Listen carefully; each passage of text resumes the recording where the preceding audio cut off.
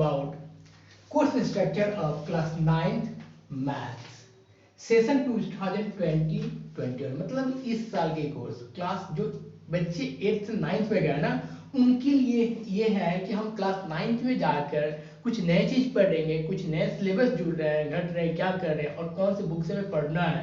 ठीक है, जाहिर सी बात है जो बच्चे सीबीएसई बोर्ड में पढ़ रहे हैं उनके लिए सब डिफाइंड होता है, उसको हमें कंप्लीट करना होता है। जाहिर सी बात है आप क्लास 8 से 9 में चले गए हो, आपका मेंटली बढ़ रहा है, एज बढ़ रहा है, तो जाहिर सी बात है थोड़ा सा आपका कोर्स भी थोड़ा सा इंक्रीज होगा। तो घबराने की बात नहीं है, आपको समझने की बात है कैसे गेट करोगे आप 100 आउट ऑफ 100 मार्क्स, है ना।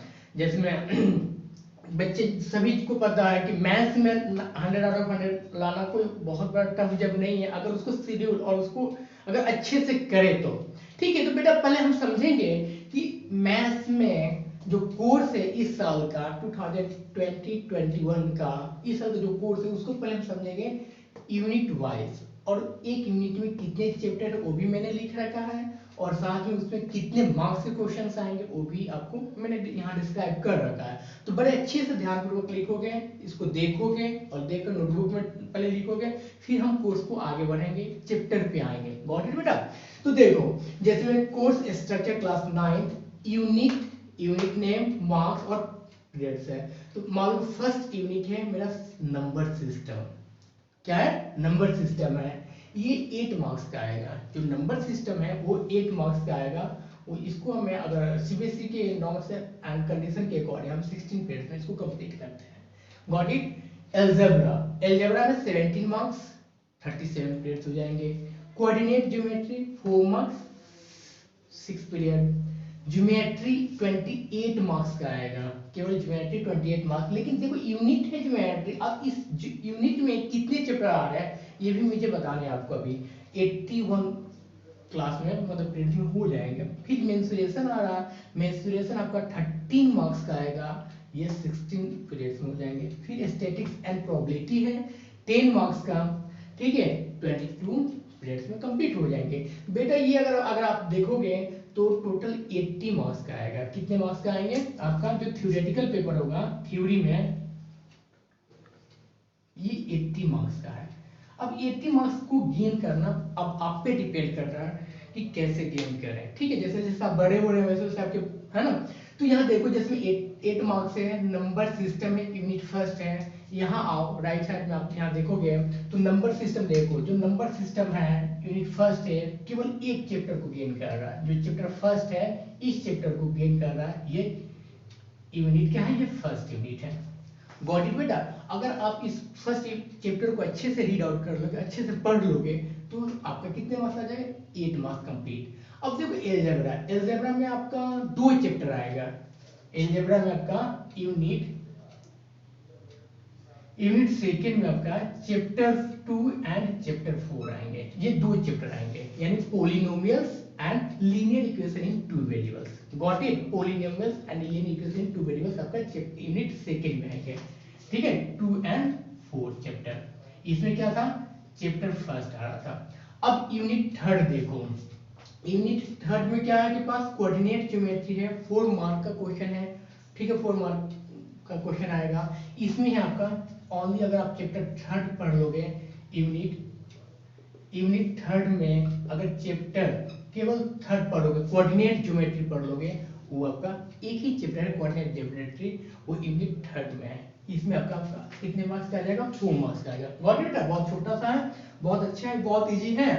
अब ज्योमेट्री देखो, ज्योमेट्री बेटा जो यूनिट 4 है, यूनिट 4 है, यूनिट 4 देखो चैप्टर 5 टू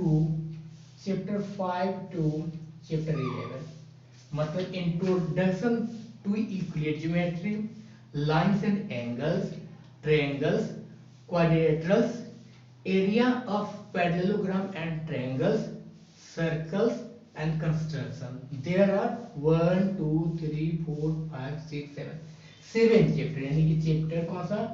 5 6 7 8 9 10 और 11। ये जो है यूनिट 4 में आएगा 7 चैप्टर। ठीक है, 28 मार्क्स का। अगर एक चैप्टर को डिवाइड करोगे तो 4 मार्क्स हो जाएंगे, है ना। तो बस वही है। अब देखो बेटा आओ, अब यूनिट 5 में इसमें मेंसुरेशन, तो मेंसुरेशन यूनिट फिफ्थ हो गया।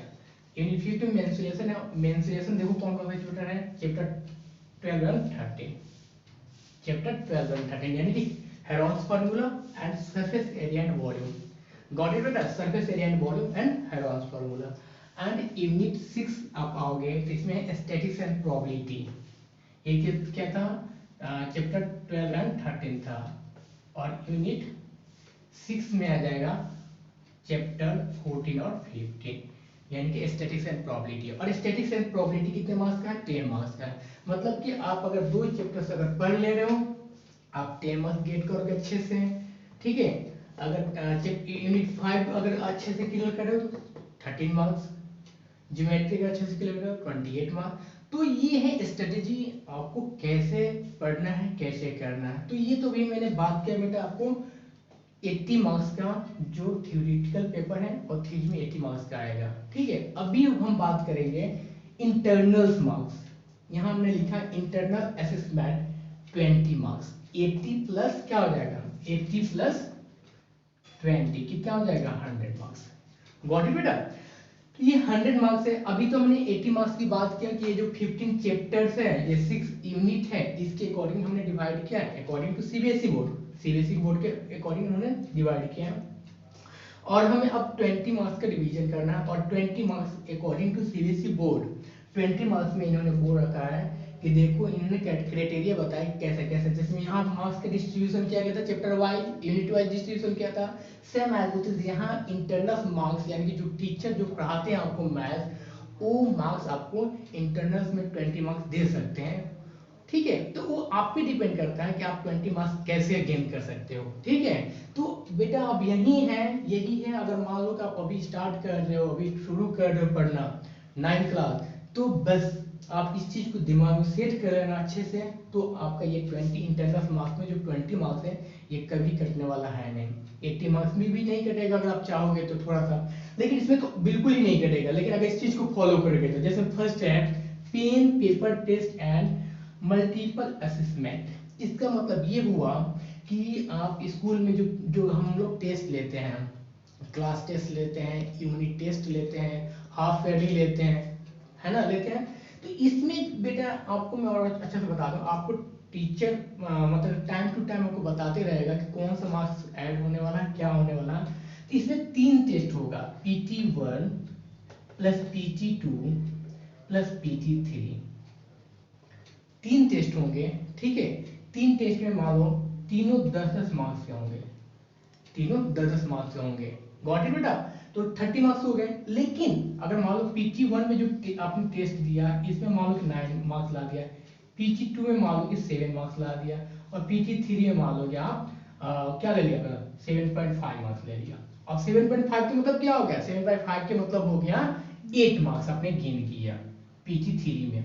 अब देखो इन दोनों PT1 और PT3 को आप देखो, जब PT1 और PT3 को देखोगे तो मैक्सिमम मार्क्स किस में है, PT2 में, PT1 में है, और PT3 में है, PT2 में नहीं है। तो PT2 वाले मार्क्स को हम नहीं लेंगे, PT1 और PT3 को ऐड करोगे। जब ऐड करोगे कितना होगा, 8 प्लस 9 ऐड करोगे 16 1 17 हो गया।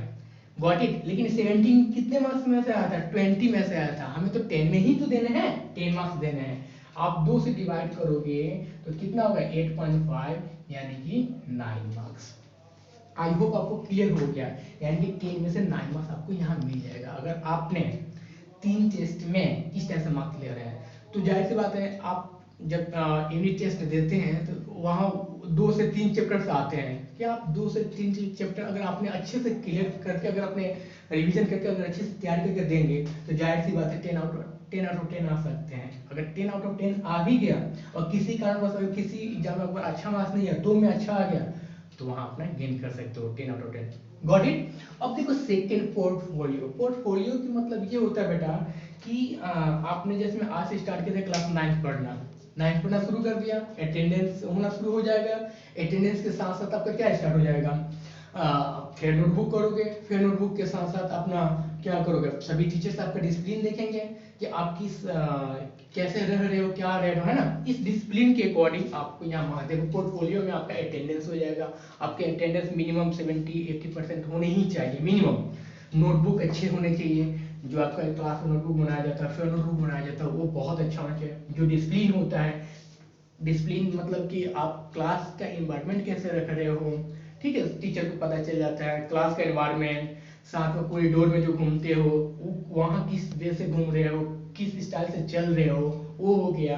आपकी टॉकिंग सेंस, आप टीचर से किस स्टाइल में बात कर रहे हो बेटा, वो हो गया। तो आपको देखो, अभी शुरू में बताने का मतलब यही हुआ, मेरा मकसद यही है कि आप मतलब इस चीज को, ये जो डिसिप्लिन है, नोटबुक है, अटेंडेंस है, आप अभी से ही अटेंड करके रखोगे ना, तो यहाँ जो ये 5 मार्क्स है, आपको 5 मार्क्स मतलब कि बड़े अच्छे से मिल जाएगा। ये 5 मार्क्स बहुत अच्छे से मिल जाएगा आपका। गॉट इट बेटा। तो ये चीज है डिसिप्लिन मेंटेन करना, ठीक है, मतलब ये आपको अच्छे से समझना होगा इस बात को बेटा, ठीक है।